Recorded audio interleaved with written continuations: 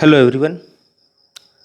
Syntax का part 5 यानी कि सब्जेक्ट वर्ब एग्रीमेंट जो हम लोग पढ़ रहे हैं उसकी अगली वीडियो। और लास्ट वीडियो में जहाँ तक हम लोग पढ़े थे उससे आगे जो है आज हम लोग पढ़ना शुरू करते हैं। तो लास्ट वीडियो में रूल नंबर 26 जो है वो हम लोग समझ चुके थे। आज के वीडियो में रूल नंबर 27 से डिस्कशन हम लोग स्टार्ट करते हैं। तो चलिए ज़रा समझते हैं रूल नंबर 27। रूल नंबर 27 में यहाँ 3 वर्ड्स दिए गए हैं। पहला वर्ड आप देख सकते हैं बोथ, दूसरा सेवरल और तीसरा वेरियस। बोथ का मतलब होता है दोनों, सेवरल का मतलब होता है विभिन्न या अलग अलग, और वेरियस मतलब होता है कई प्रकार के। इन तीनों शब्दों की खूबी क्या है कि जब इनका प्रयोग किसी भी सेंटेंस के सब्जेक्ट के रूप में किया जाता है तो ये प्लुरल सब्जेक्ट की तरह कार्य करता है। और जब हमारा सब्जेक्ट प्लुरल होता है तो उसके लिए जो वर्ब है वो हमें प्लुरल प्रयोग करना होता है। ये बहुत पहले ही हम लोगों ने शुरू में ही हम लोगों ने इसके बारे में बातें की थी। तो इस बात को तो बिल्कुल आप लोग जानते हैं कि जब भी हमारा सब्जेक्ट प्लुरल होता है तो उसके साथ जो वर्ब है वो प्लुरल फॉर्म का प्रयोग किया जाता है। एग्जाम्पल्स को देखते हैं। There are 2 boys in my flat and both are extremely intelligent. Both देख सकते हैं। There are 2 boys in my flat, मेरे फ्लैट में 2 बिल्कुल लड़के हैं। एंड बोथ और दोनों, आर एक्सट्रीमली इंटेलिजेंट और दोनों जो है वो एक्सट्रीमली अत्यधिक इंटेलिजेंट तेज है। एंड से पहले एक ये सब्जेक्ट सेंटेंस और एंड के बाद एक ये सेंटेंस। एंड के बाद जो हमारा सेंटेंस है उसका सब्जेक्ट बोथ है। और चूंकि सब्जेक्ट हमारा बोथ है और ये सब्जेक्ट प्लुरल होता है इसलिए इसके लिए जो वर्ब आर प्रयोग किया गया है ये भी प्लुरल प्रयोग किया गया है। तो जब भी ये तीनों शब्द बोथ, सेवरल, वेरियस कहीं भी ये मिले तो ये प्लुरल सब्जेक्ट की तरह काम करेंगे और इनके लिए जो वर्ब प्रयोग किया जाएगा वो वर्ब जो है वो प्लुरल होगा। इन्हीं तीनों वर्ड से संबंधित कुछ और भी बातें हैं जिनको एक एक करके जरा हम लोग समझते हैं। रूल नंबर 28 को जरा देखा जाए। यहाँ क्या बताया गया है कि बोथ, सेवरल, वेरियस के बाद यदि आप अगर कोई नाउन प्रयोग करना चाहते हैं, जैसे देखिए बोथ के बाद यहाँ नाउन नहीं आया है, बोथ के बाद यहाँ वर्ब प्रयोग किया गया है। अगर कोई ऐसा सेंटेंस आप लिखना चाहते हैं जिसमें आप इन तीनों शब्दों के बाद कोई अपना सब्जेक्ट प्रयोग करना नाउन प्रयोग करना चाहते हैं सब्जेक्ट के रूप में, तो जो नाउन होगा वो नाउन हमेशा प्लुरल प्रयोग किया जाएगा।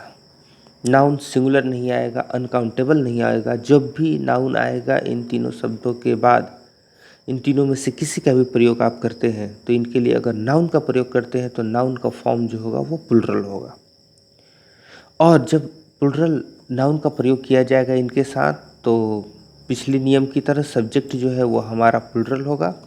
और जब सब्जेक्ट प्लुरल होगा तो उसके लिए वर्ब जो प्रयोग किया जाएगा वो वर्ब प्लुरल प्रयोग किया जाएगा। जैसे एग्जाम्पल्स देखते हैं। बोथ के बाद यहाँ स्टूडेंट्स शब्द का प्रयोग किया गया है जो कि एक नाउन है। और स्टूडेंट अगर हम प्रयोग करते हैं यानी एस हटा देते हैं तो जो हमारा ये सेंटेंस होगा वो गलत हो जाएगा, क्योंकि बोथ के लिए या बोथ के बाद या बोथ के अनुसार जो नाउन प्रयोग किया जाएगा वो नाउन अपने प्लुरल फॉर्म में रहेगा। और बोथ और स्टूडेंट्स ये दोनों मिलकर के हमारे वाक्य का जो सब्जेक्ट बनते हैं प्लुरल बनते हैं, इसलिए वर्ब जो है वो प्लुरल प्रयोग किया गया है। सेवरल के साथ भी वही बात है। सेवरल के बाद अगर स्टूडेंट का प्रयोग करेंगे या किसी अनकाउंटेबल नाउन का प्रयोग कर देंगे तो यह हमारा सेंटेंस गलत हो जाएगा। तो यहाँ देखा जाए सेवरल और स्टूडेंट्स मिलकर सब्जेक्ट प्लुरल बनाए तो वर्ब भी प्लुरल प्रयोग किया गया। वेरियस के साथ भी वही रूल है। इसके बाद जो नाउन आया है प्लुरल फॉर्म में है, अगर सिंगुलर फॉर्म में इसका प्रयोग किया जाएगा तो सेंटेंस ये गलत हो जाएगा। तो जब भी इन तीनों शब्दों में से किसी का प्रयोग वाक्य में किया जाता है और इनके बाद यदि आप प्रयोग करना चाहते हैं किसी नाउन का तो हमेशा याद रखिएगा वो नाउन का जो फॉर्म होगा प्लुरल होगा। इसके बाद इसी से संबंधित यदि इन सभी शब्दों के बाद ऑफ आ जाए जैसे both of, several of, various of, अगर इनके बाद आप किसी भी तरह का नाउन या प्रनाउन प्रयोग करना चाहें तो बिल्कुल वही रूल है, प्लूरल नाउन या प्रनाउन का प्रयोग करेंगे और हमारा जो सब्जेक्ट बनेगा इनके प्रयोग से सब्जेक्ट हमारा प्लूरल ही बनेगा और वर्ब भी जो है वो प्लूरल ही प्रयोग किया जाएगा। जैसे both of the students are intelligent, देख सकते हैं यहाँ पर जो नाउन आया है प्लूरल आया है, यहाँ जो प्रनाउन प्रयोग किया गया है वो प्लूरल प्रयोग किया गया है। तो जब भी बोथ, सेवरल, वेरियस का प्रयोग करें तो हमेशा याद रखिए अगर ये बिना नाउन या प्रनाउन के आएंगे तो ये खुद प्लूरल रहेंगे, वर्ब प्लूरल रहेंगे और इनके बाद यदि किसी नाउन या प्रनाउन का प्रयोग करना हो तो वो नाउन या प्रनाउन भी प्लूरल फॉर्म में ही प्रयोग किए जाएंगे और इनके लिए जो वर्ब प्रयोग किया जाएगा वो प्लूरल प्रयोग किया जाएगा।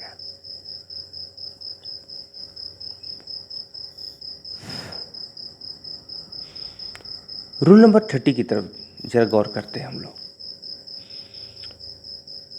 रूल नंबर 30 जो है एक वर्ड फ्यू से रिलेटेड है। फ्यू और फ्यू के साथ भी प्रयोग किया जाता है और वेरी के साथ भी फ्यू प्रयोग किया जाता है। फ्यू अकेला भी आता है और फ्यू भी प्रयोग किया जाता है, वेरी फ्यू भी प्रयोग किया जाता है। फ्यू और वेरी फ्यू, इनसे रिलेटेड जो सिंटेक्स का रूल है वो तो हम लोग समझेंगे ही, लेकिन उससे पहले जरा हम लोग ये समझ लें कि इनके अर्थ में किस प्रकार परिवर्तन होता है और इनके प्रयोग से संबंधित जो कुछ बातें हैं जरा उसको पहले हम लोग समझते हैं। उसके बाद फिर हम लोग बातचीत करेंगे इनके सिंटेक्स से जुड़े रूल के बारे में। तो इनके अर्थ और प्रयोग पर सबसे पहले ध्यान दिया जाए। कैसे इनका अर्थ भी बदल जाता है और इनके प्रयोग से सेंटेंस का अर्थ भी बदल जाता है। सबसे पहले फ्यू, जो वर्ड फ्यू है इसका अर्थ होता है नहीं के बराबर।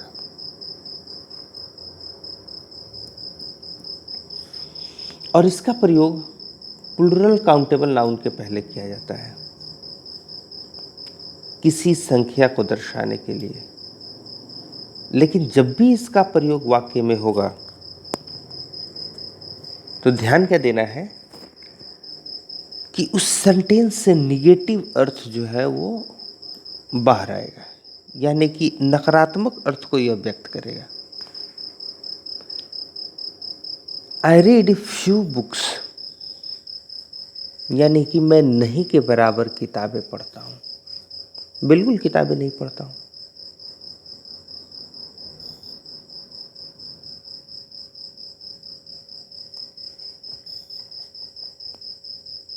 इसके बाद जो सेंटेंस दिया गया है रेड कलर से, जरा इस पर गौर कीजिएगा। Few is not use to express positive idea. Few का प्रयोग सकारात्मक विचार को व्यक्त करने के लिए नहीं किया जाता है। जब भी फ्यू का प्रयोग किया जाएगा सेंटेंस से एक निगेटिव मीनिंग ही आएगा। आई रीड फ्यू बुक्स, मैं नहीं के बराबर किताबें पढ़ता हूँ।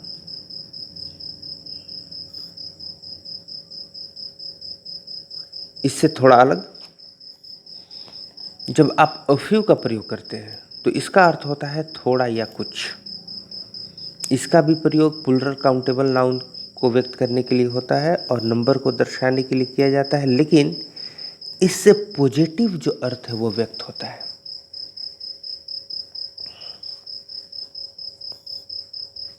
बात को समझिएगा। फ्यू के प्रयोग से निगेटिव मीनिंग, लेकिन अ फ्यू के प्रयोग से positive meaning. I read a few books कहने का मतलब है कि मैं कुछ किताबें या थोड़ी किताबें पढ़ता हूँ। अर्थ को समझिए। फ्यू के प्रयोग से नकारात्मक अर्थ नहीं के बराबर और अ फ्यू के प्रयोग से सकारात्मक अर्थ थोड़ा या कुछ। जैसे कि इस बात को व्यक्त किया गया है, a few is not used to express negative idea. नकारात्मक विचार को व्यक्त करने के लिए अ फ्यू का प्रयोग नहीं किया जाता है, यानी कि इसका प्रयोग सकारात्मक विचार को व्यक्त करने के लिए किया जाता है।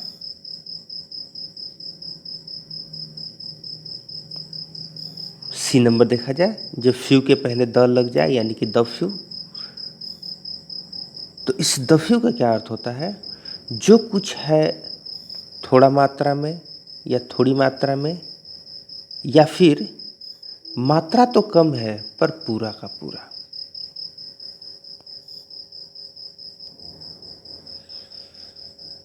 और इसका जो प्रयोग है वो प्लूरल काउंटेबल नाउन के पहले किया जाता है नंबर्स को दर्शाने के लिए, और इससे बोथ यानी कि पॉजिटिव और निगेटिव दोनों ही तरह के विचारों को व्यक्त किया जाता है।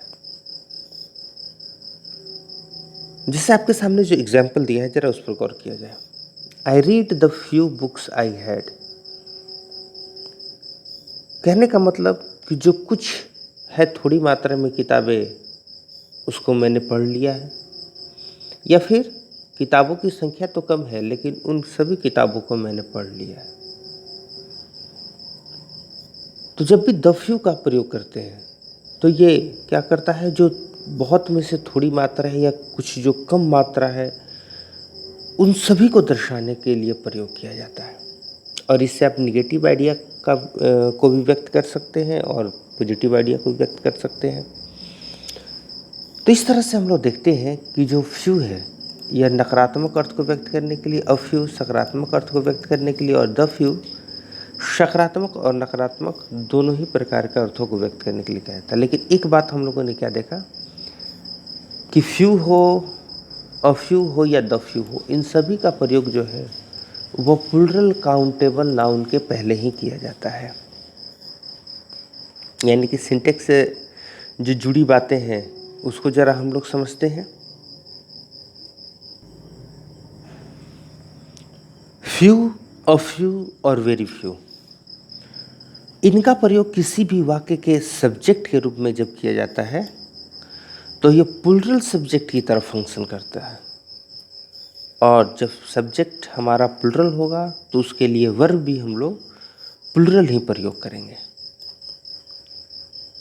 यानी कि फ्यू, अ फ्यू और वेरी फ्यू एक प्लूरल सब्जेक्ट की तरह प्रयोग किए जाते हैं और इनके लिए वर्ब प्लूरल प्रयोग किया जाता है। जैसे many were punished but a few were guilty. अनेक दंडित किए गए, यानी कि अनेकों को दंड दिए गए, कई को दंड दिए गए, लेकिन अ फ्यू वर गिल्टी, लेकिन कुछ ही जो थे वो अपराधी थे। अब यहाँ अ फ्यू आया है एक प्लूरल सब्जेक्ट के रूप में। जब सब्जेक्ट प्लूरल होगा तो उसके लिए प्रयोग किया जाएगा जो वर्ब, वो भी प्लूरल ही होगा। अगर आप सिंगुलर वर्ब का प्रयोग कर दें इनके लिए तो सेंटेंस गलत हो जाएगा। तो जहाँ भी आप फ्यू, अ फ्यू और द फ्यू का प्रयोग करें वहाँ पर इन बातों का ख्याल रखें। अगर हम लोग आगे बढ़ते हैं इसी से जुड़े अगले नियम, तो रूल नंबर 31 पर जरा हम लोग गौर करते हैं।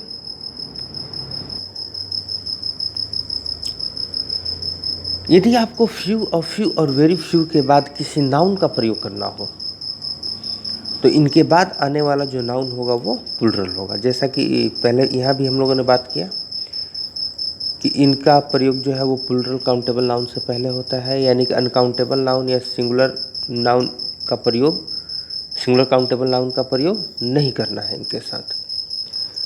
फ्यू, अ फ्यू और वेरी फ्यू का जब भी प्रयोग किया जाएगा तो इनके बाद आने वाला जो नाउन होगा वो प्लूरल होगा।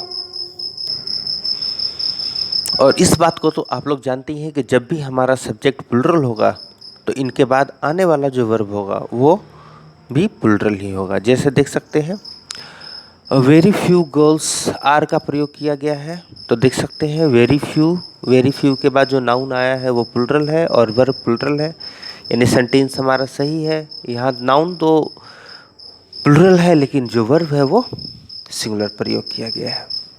इसके बाद अगर इनके बाद ऑफ लगा करके प्रयोग करें हम इनका वाक्य के सब्जेक्ट के रूप में, तो फिर भी आप नाउन या प्रनाउन जो भी प्रयोग करेंगे वो प्लुरल ही प्रयोग करेंगे और ये प्लुरल सब्जेक्ट की तरह काम करेगा और इनके लिए जो वर्ब प्रयोग किया जाएगा प्लुरल प्रयोग किया जाएगा। जैसे देख सकते हैं फ्यू ऑफ दीज पेन्स, ये प्लुरल नाउन आया, प्लुरल वर्ब आया। यहाँ सिंगुलर वर्ब का प्रयोग किया गया इसलिए सेंटेंस हमारा गलत है। रूल नंबर 33 पर जरा गौर किया जाए। अब हम लोग जरा यूज देखेंगे नन। इस नन का अर्थ होता है कोई भी नहीं, ठीक है। तो नन के प्रयोग से संबंधित जो बातें हैं वो आगे दी गई हैं, जरा गौर किया जाए। तो नन से जुड़ी हुई बातें ना, पहले देखिए नन के बाद जो है वो अनकाउंटेबल नाउन का भी प्रयोग किया जाता है और नन के बाद प्लुरल नाउन का भी प्रयोग किया जाता है। तो नन के बाद अनकाउंटेबल नाउन, प्लुरल नाउन, तो ध्यान दिया जाए एक एक करके। जब अनकाउंटेबल नाउन आएगा तो उस स्थिति में ये सिंगुलर सब्जेक्ट की तरह काम करेगा और वर्ब जो है वो सिंगुलर प्रयोग करेगा। लेकिन नन के बाद जब प्लुरल नाउन आ जाए या प्लुरल प्रनाउन का प्रयोग कर दिया जाए तो इनसे बनने वाला हमारा सब्जेक्ट सिंगुलर और प्लुरल दोनों की तरह ही कार्य करता है और प्रयोग किए जाने वाला जो वर्ब है वो सिंगुलर और प्लुरल दोनों सही माना जाता है। लेकिन ग्रामरियन का कहना है कि अगर आप सिंगुलर वर्ब का प्रयोग करें तो वो ज़्यादा बेहतर होगा। यानी कि कॉम्पिटिटिव एग्जामिनेशन में या किसी भी सेंटेंस में आपको नन ऑफ के बाद जब भी कोई नाउन प्लुरल या प्रनाउन प्लुरल प्रयोग मिले तो इनके लिए जो आप वर्ब प्रयोग करें वो सिंगुलर ही प्रयोग करें, क्योंकि सिंगुलर ही सही माना जाता है। अगर आप प्लुरल का प्रयोग करते हैं तो भी सेंटेंस आपका गलत नहीं होगा, लेकिन ज़्यादा बेहतर जो है वो सिंगुलर को ही माना जाता है। अनकाउंटेबल नाउन है तब तो कोई दिक्कत नहीं है, सब्जेक्ट सिंगुलर ही बनेगा और वर्ब सिंगुलर ही आएगा। जैसे नन हैज़ गॉन येट या none of this money is yours. आप नन का प्रयोग सब्जेक्ट के रूप में करें तो उसके लिए सिंगुलर वर्ब का प्रयोग कर दें। नन के बाद कोई अनकाउंटेबल नाउन आए तो सिंगुलर वर्ब का प्रयोग करें, कोई दिक्कत नहीं है। लेकिन जब नन के बाद प्लुरल नाउन आ जाए या प्लुरल प्रनाउन आ जाए तो उस स्थिति में सब्जेक्ट तो आपका प्लुरल ही होगा, लेकिन वर्ब जो है वो सिंगुलर प्रयोग करें। None of these girls are और इज दोनों ही सही है, लेकिन ज़्यादा बेहतर जो है वो इज है। नन ऑफ अस आर बिल्कुल सही है और इज भी सही है, लेकिन ज़्यादा बेहतर जो है वो इज ही है। तो इस बात का हमेशा ध्यान रखें कि भले ही नाउन या प्रनाउन प्लुरल आए, अब वर्ब जो है वो सिंगुलर प्रयोग करें। नन का जो अर्थ होता है वो तो बता ही दिया गया है। नन का अर्थ होता है कोई भी नहीं, और इसका जो प्रयोग है वो किस प्रकार किया जाता है, तो इस सेंस में किया जाता है कि not one of more than 2 person और things for more than 2 person और थिंग्स। कहने का मतलब है कि 2 या 2 से अधिक व्यक्तियों या वस्तु में से कोई भी नहीं। अब अगला बात, it is a negative word, ये एक नकारात्मक अर्थ रखने वाला शब्द है, इसलिए निगेटिव वर्ड्स जैसे नो, नॉट, नेवर, इन सभी शब्दों का प्रयोग नहीं किया जाता है नन के साथ। क्यों भाई, अगर आप किसी भी एक वाक्य में 2 निगेटिव का प्रयोग कर देते हैं तो इससे हमारा सब्जेक्ट का अर्थ जो है वो अफर्मेटिव सेंस देने लगता है ना। If a negative word is use with none the sentence gives an affirmative sense. यदि 2 आप नकारात्मक शब्दों का प्रयोग कर देंगे एक ही वाक्य में तो उससे जो हमारा अर्थ है वह सकारात्मक बन जाता है। तो इन सभी शब्दों को जो है आप लोग समझिए, इनके यूज को। रूल नंबर 34 से जो है ऑल का प्रयोग हम लोग नेक्स्ट वीडियो में इसको समझेंगे।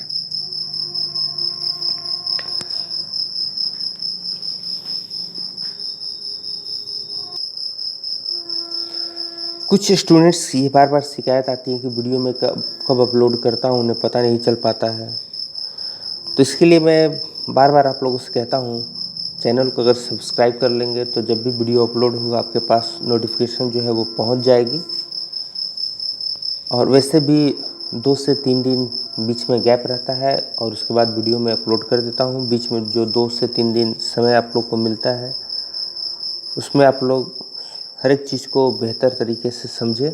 और कुछ बच्चों की ये भी रिक्वेस्ट है कि बुक्स जो है उसके भी वीडियो अपलोड की जाए, तो मैं कोशिश करूँगा कि नेक्स्ट जो वीडियो होगा वो आप लोग का बुक से रिलेटेड होगा, जो कि पहला चैप्टर होगा Indian civilisation and culture, Mahatma Gandhi के द्वारा लिखा गया है। तो तब तक इन सभी चीज़ों का जो है रिवीजन करते रहें। देन अगले वीडियो में फिर हम लोग मिलते हैं। Bye students.